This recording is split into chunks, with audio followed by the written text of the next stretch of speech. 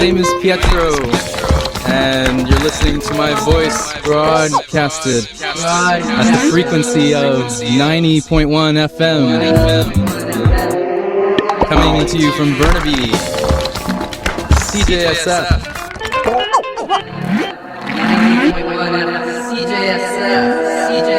90.1 FM.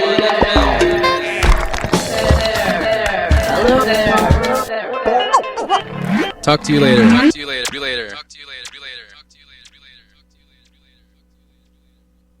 You're listening to CJSF 90.1 FM online at www.cjsf.ca, broadcasting from Burnaby, British Columbia at Simon Fraser University. This is KPWE with another edition of This Week in BC Minor League Sports. And during this half-hour show today, we'll recap some action from SFU athletics and look at some major midget hockey involving some BC teams. So once again, lots to cover in this weekly sports recap program this morning, so let's get to it. Now, we've been focusing a lot on hockey during the show, but this time let's first take a look at SFU men's golf. On Monday, the Simon Fraser University men's golf team was named the Great Northwest Athletic Conference Team of the Week. Now, the clan had 2 second-place finishes during the month of March, including a runner-up finish at the Cal Baptist Invitational in Riverside, California last week. And prior to that, the SFU team also got second place at the previous tournament at NDNU Argonaut Invitational in Belmont, California in early March. So a big effort by the SFU golf team.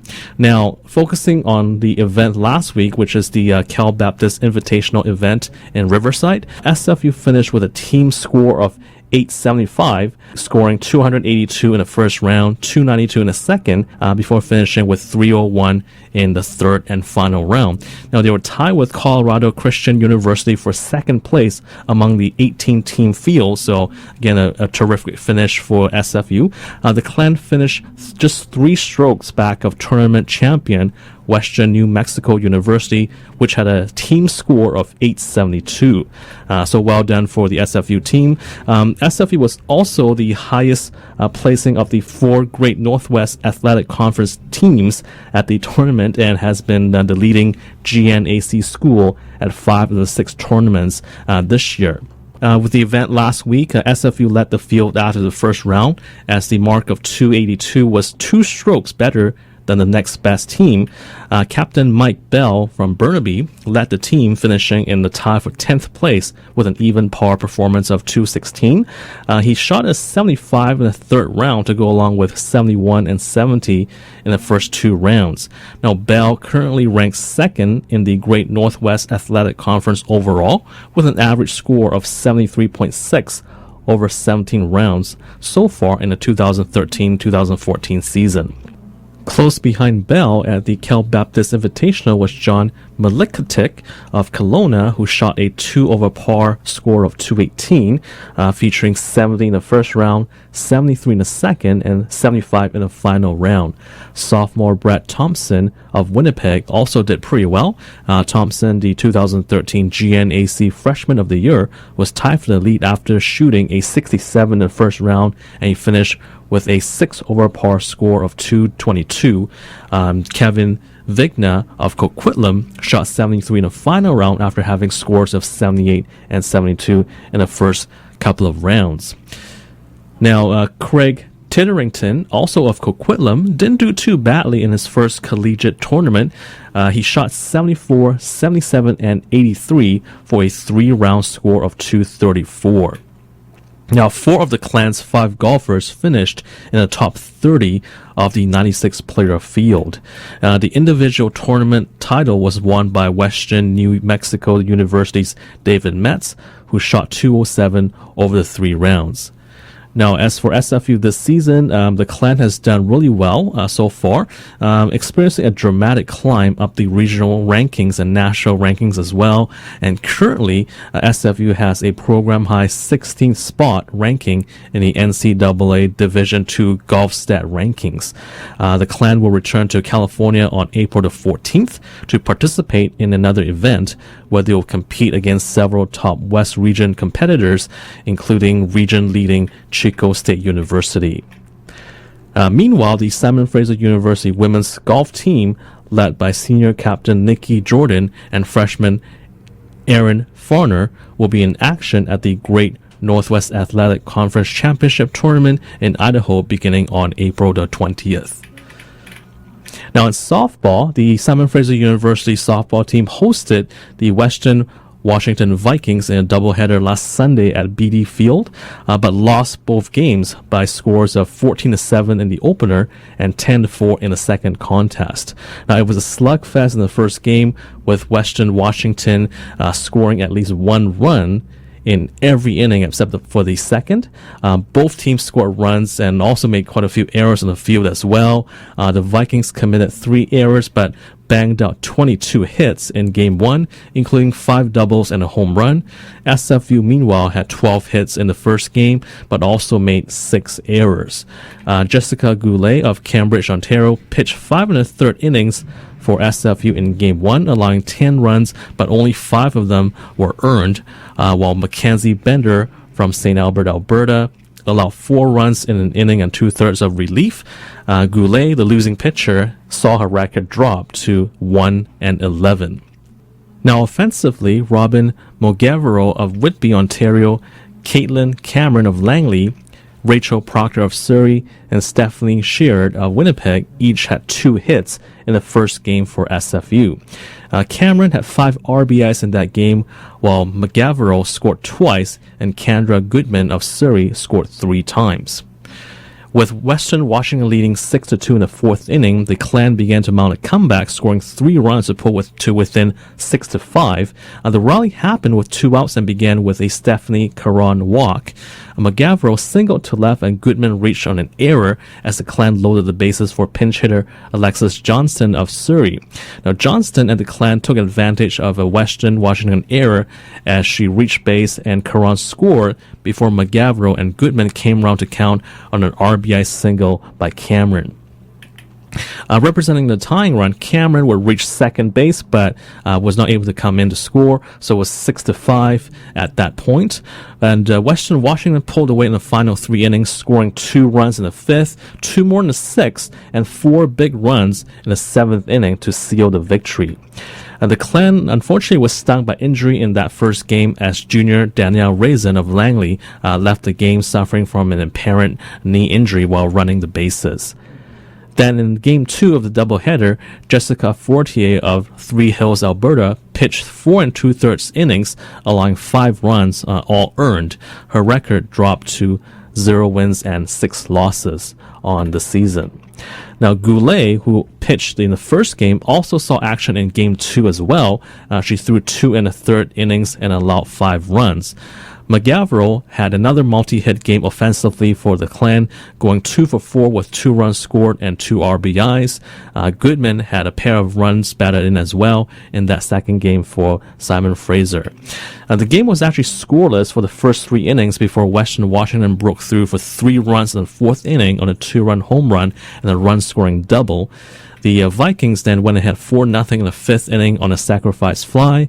SFU mounted a rally in the bottom half of that 5th inning when, with 2 outs and a runner on base, McGavero blasted her second home run of the season to pull the Clan to within 2 runs.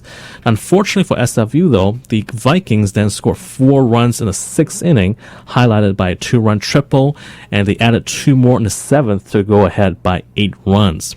Now, with SFU trailing 10-2 in the 7th inning, Goodman cashed in 2 more Clan runs on a triple that drove in McGavero and Alexis Johnston, but that was as close as SFU would get as Western Washington won Game 2 by a score of 10-4. Now, this weekend, SFU will be in Turlock, California for the Mizuno Tournament of Champions before returning home next week to face Central Washington University. And, for all information and updates, of course, you can go to athletics.sfu.ca. That's athletics.sfu.ca if you like more information about SFU athletics.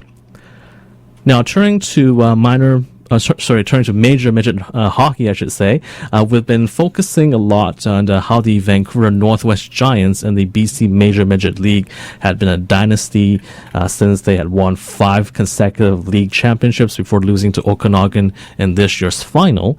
But the Red Deer Optimus Chiefs are the equivalent of that in the Alberta AAA Midget Hockey League. Now, coming into this season, Red Deer had won 4 straight league championships, and they are the current 2-time defending national midget AAA champions, winning the TELUS Cup in 2012 and 2013. Now, during the last couple of weeks, Red Deer took on Lloydminster, that's the Lloydminster Baker Hughes Bobcats in the league finals. For the Alberta AAA Midget Hockey League, they play best of 5 series, which is different from the BC Major Midget League because they have best of 3 series during the playoffs, so more games, more excitement, you can say, for the Alberta leagues. Now, so for the Alberta Midget Hockey League, their finals took 2 weeks to complete. Red Deer and Lloydminster were the top teams in the league during the regular season. Both teams finished with 50 points, and they were in a 3-way tie for first place. During the regular season, Red Deer had a record of 22 wins, 7 losses, and 6 ties, while Lloydminster won 23 games, lost 8, and had 4 ties. So it was fitting to see these two clubs in the league finals. In Game 1 on Friday, March 21st, Red Deer won 2-0 with Jaden Sittler picking up the shutout for the Optimus Chiefs, and Lane Bensmiller getting the winning goal late in the first period. 2 days later, Lloydminster tied the series of a 4-2 win, with Matt Nielsen getting the game winner midway through the second period. In Game 3 on Tuesday night, March 25th, Red Deer went ahead 2-1 with a 4-3 win in overtime in what was a pivotal game. Now, Lloydminster actually led 2-1 after 2 periods, but Red Deer tied things up. Lloydminster then took a 3-2 lead, but Jeffrey DeWitt sent the game into overtime with a tying goal with 4 minutes and 37 seconds left in regulation. So a clutch goal there by Jeffrey DeWitt. Jordy Lawson then won it for Red Deer with 8 minutes left in the first overtime period. The Optimus Chiefs then wrapped up the series on Thursday the 27th with a 4-0 victory, winning the series 3-1. In that final game, the Chiefs were ahead 1-0 in the first period before Tyler Steenbergen scored with only 11 seconds to go. Quinton Greenwood made it 3-0 with just under 6 minutes left in the second period. And then Brad Makofka added an empty net goal in the final minute of regulation for the Chiefs. It was the second straight season that the Red Deer team had clinched the Alberta League Championships with a shutout in the final game. Now, Red Deer now takes on the BC Major Midget League's Okanagan Rockets in the best-of-3 Pacific Regional Championships that began last night. All of the games are being held at the Red Deer Arena, with Game 2 going tonight. And the winner of the series advances to the National Midget Championships, also known as the TELUS Cup, which takes place from April 21st to the 27th in Moose Jaw, Saskatchewan. So we'll definitely be rooting for Okanagan, the representatives from BC, to get there. Now, I mentioned earlier that Red Deer has won the last 2 national championships. Last season, they had an outstanding year when they went 23-4-7 in the regular season. So that's 23 victories and only 4 losses during the season. And then they defeated the Vancouver Northwest Giants of the BC Major Midget League in a close series in the Pacific Regionals, 2-1. Now, how close was it last year? Well, the Giants won 3-2 in Game 1 in overtime before losing Game 2 in double overtime. Red Deer then won the regionals with a 3-2 victory in game number 3. So that was last year with 3 very close games. Could the Okanagan Rockets, this year's BC team, knock off Red Deer? Well, we will find out and we'll recap that next week. Now, taking a look now at BC Female Midget AAA Hockey, which is a league that has 15 to 17-year-old female players. The Fraser Valley Phantom is taking on the Thompson Okanagan Rockets in a best-of-3 league finals this weekend. The series actually started last night on Friday and will resume tonight at the Langley Sportsplex. Now, during the regular season, Fraser Valley was the top team in the league with a record of 22 wins, 1 loss, and 7 ties in 30 games.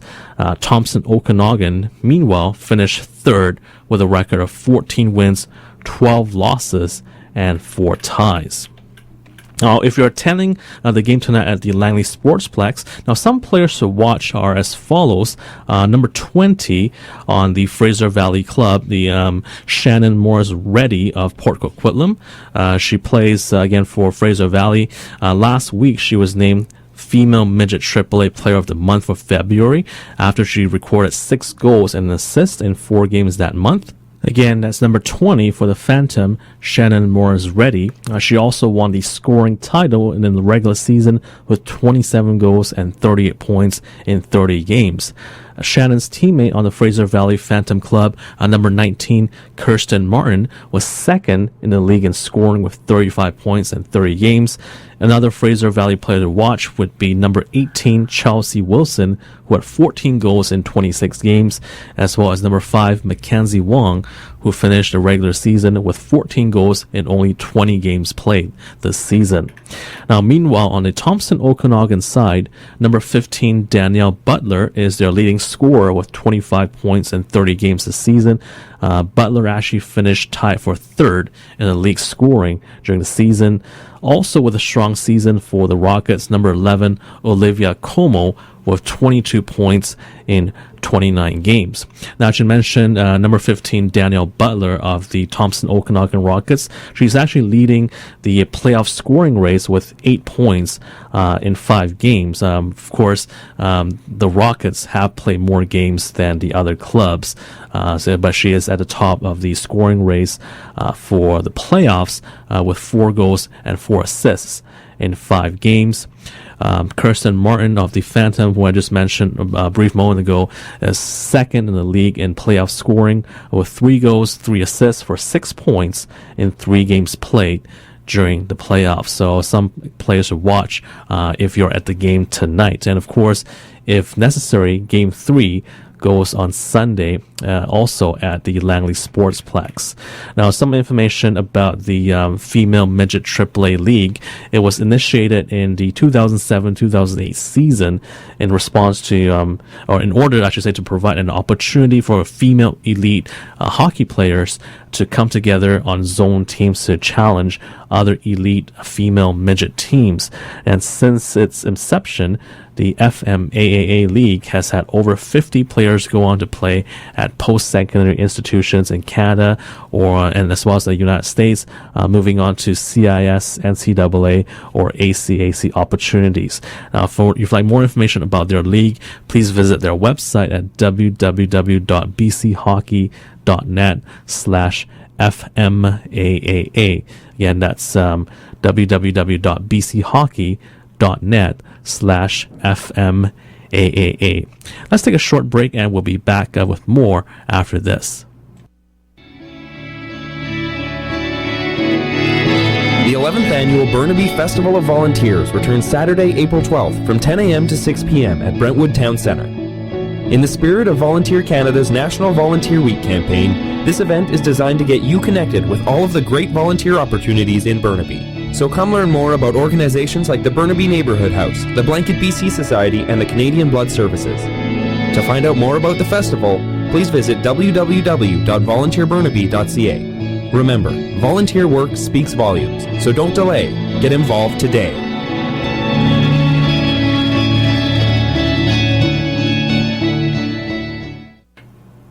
And here's another public service announcement. If you are looking for some job interview skills as well as a way to self-market yourself, there is a workshop at the Burnaby Public Library, the Job Interview Skills and Self-Marketing Workshop, happening on Thursday, April the 10th. That's from 1:30 to 3:30 p.m. Again, that's Thursday, April the 10th from 1:30 to 3:30, and this is at the Metrotown Public Library in Burnaby. And you can sign up for this workshop by going to their website. But just to give you an idea of what the workshop is about, they are presenting a free job interview preparation workshop given by Mosaic, and the workshop will help you to be prepared before and during the interview to reduce your stress. They'll review common questions and sample answers, most likely to appear during the interview. You can also interact with interviewers with knowledgeable answers for the desired job, and also learn how to best market yourself during your job search. So looks like a very informative workshop for those of you who are looking for a job. Again, that's happening Thursday, April the 10th from 1:30 to 3:30 p.m. at the Burnaby Public Library at the Metrotown branch. Registration is required for this workshop. It's free though, but you still have to register online. You can actually also call the Metrotown branch at 604-436-5400. That's 604-436-5400 to register. And also, as mentioned, you can register online as well. So that is bpl.bc.ca. That's bpl.bc.ca. That's the Burnaby Public Library website. And if for some reason you can't make it to that one, they have another one the following week on a different topic though.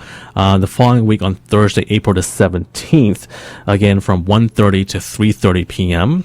They have the Job Search Strategies and Networking Workshop. Basically, this is again another free job search workshop where they provide strategies and ideas on how to network. And again, this is given by Mosaic. This workshop on April the 17th will help you to learn how to develop and strengthen your network of contacts and how to reach out to employers.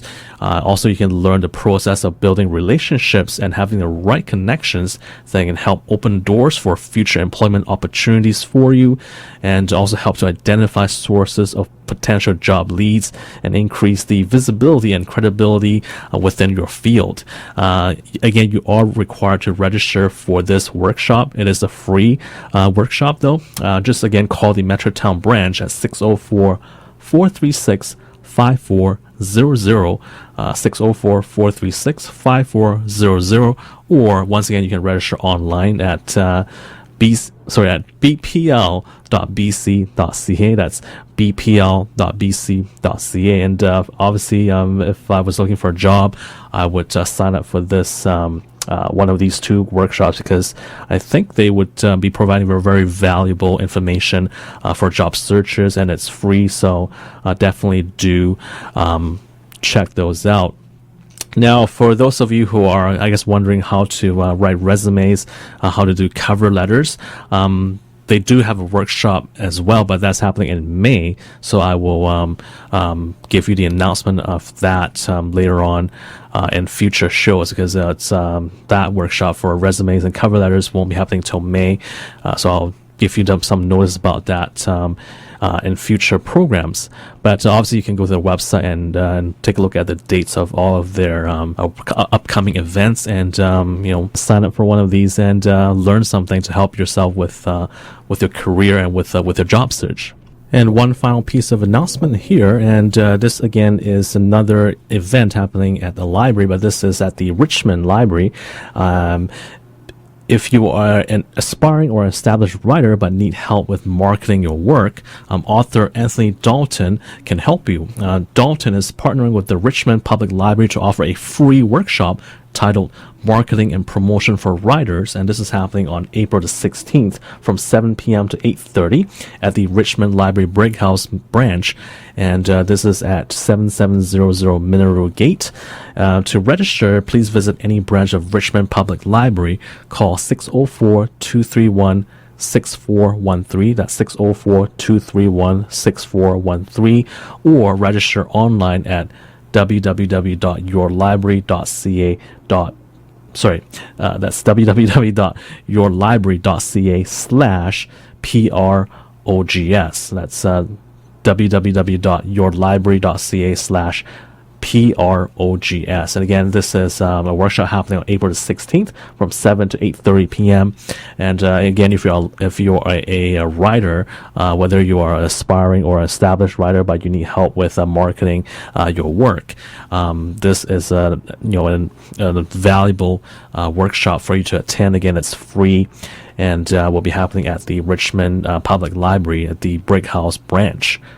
Again, for more information, you can call them at 604-231-6413. You're listening to This Week in BC Minor League Sports. Now, taking a look at SFU lacrosse action. And going into the 3-game road trip in Arizona in late March, the SFU clan had a record of 7 wins and 1 loss on the season. During this road trip, they lost for just the second time this year, losing to top-ranked Arizona State. Here's a recap of the action. Now, Simon Fraser's trip in the desert started on Thursday, March the 20th, with an 8-7 victory in Tucson against the number 14 Arizona Wildcats. The Wildcats scored first, putting the clan behind early for the 3rd game in a row, but SFU came back with 4 clan players scoring multiple points, led by junior Ward Spencer with 4 points on 2 goals and 2 assists. Sophomore Tyler Kirkby had 3 points, including 2 goals.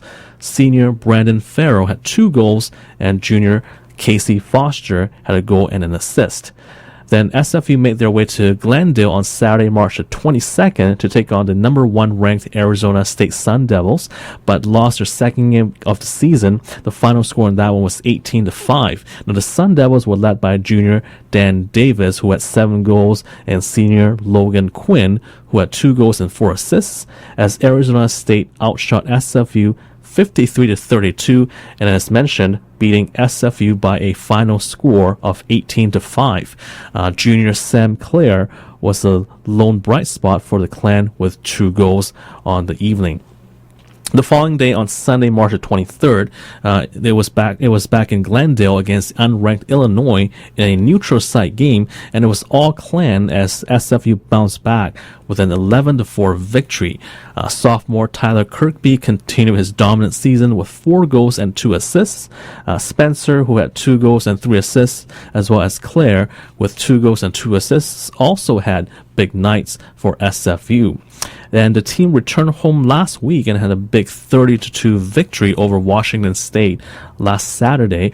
Ward Spencer had 9 goals and 5 assists for a total of 14 points against Washington State. Tyler Kirkby had 7 goals and 3 assists for the clan in that one, and Sam Clare had another big night with 3 goals and 1 assist. Now, with these results, the clan improved their record to a perfect 6-0 in the conference and 10-2 on the season, so 10 wins and just 2 losses. The clan will take on Portland State tonight in the next game. Again, that's tonight at Terry Fox Field. And of course, for more information about the SFU clan and to take a look at past results and the current standings, please visit www.sfulacrosse.com. That's www.sfulacrosse.com. Now, that's going to do it for this week's program. We hope you enjoyed the show, and we'll talk to you again next week. I'm Jamie Sessford, and this is your CJSF Arts Report for the week of March 29th, 2014. Sunday! March 25th through April 19th, The Culture presents Miss Julie. The play is an adaptation of August Strindberg's classic Miss Julie. This new adaptation, directed by the internationally renowned Yale Farber, explores issues of post-apartheid South Africa. Tickets are $31, and the show will be at the Historic Theatre, off of 1895 Venables Street. The Russian Hall provides space for Coverman, a girls' rock camp Vancouver fundraiser. is the second annual evening of covers in which female-identified musicians from the Vancouver scene play tunes from their favorite female artists. This is an all-ages event that gets underway at 8 p.m. $10 at the door. The Burnaby Art Gallery is celebrating the recent acquisition of significant First Nations prints from the 1970s and early 80s until April 6th. The gallery opens at 10 a.m. till 4 p.m. on Tuesday through Friday and 12 p.m. to 5 p.m. on Saturdays and Sundays. On until May 20th, the North Vancouver Arts Council presents Margaret Hayward at Lynn Valley Main Library on 1277 Lynn Valley Road in North Van. This is from 8 p.m. to 9 p.m. throughout the week. The show centers on Margaret's vision and style and exploring both the message and the medium to the influence of nature as she employs it in her oil paintings. For your CJSF Arts Report, I'm Jamie Sessford. Are you interested in a career in organic farming? Seeking a mentor to help guide you on your way? Want to apprentice with someone experienced to learn what it's really all about? Apply now to the Atlantic Canadian Organic Regional Network's new Grow a Farmer Apprenticeship and Mentorship Program and work with an amazing group of organic farms throughout the Maritimes. For full details, please visit www.growafarmer.ca.